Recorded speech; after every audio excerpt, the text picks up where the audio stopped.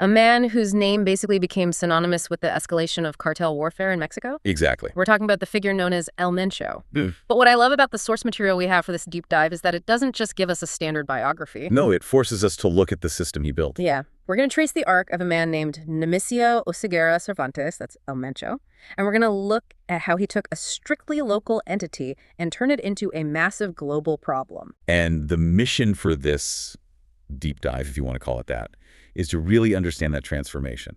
We need to dissect the toolkit he used. The specific levers of power. Right, those levers of power.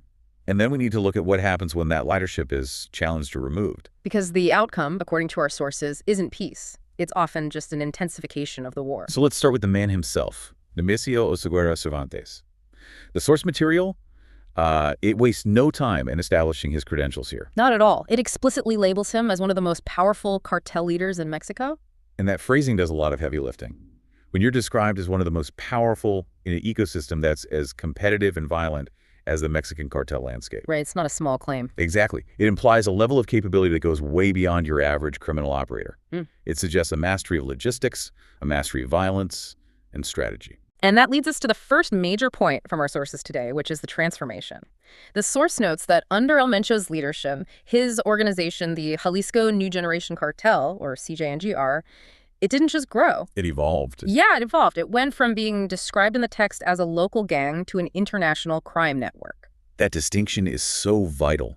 I think it's easy for us to gloss over those words, local versus international, but the operational difference is night and day. How so? I mean, was it always this massive empire waiting to happen? Well, no. A local gang is primarily concerned with territory. They worry about holding a few neighborhoods, maybe a city if they're ambitious. Their horizon is limited. Right, they're fighting for street corners. But an international network, that implies you're playing 4D chess. Yes. You aren't just worrying about the police down the street anymore.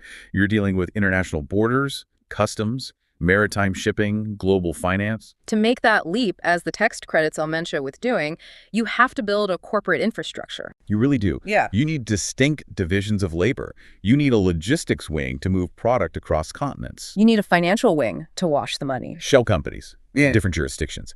And you need an enforcement wing that can protect those assets against not just rival gangs, but national militaries. It's the difference between running a corner store and running a multinational logistics firm. Except the product is illegal and the competition will literally kill you. The source credits this specific evolution directly to El Mencho's tenure. He was the architect who saw past the local turf war and envisioned a global empire.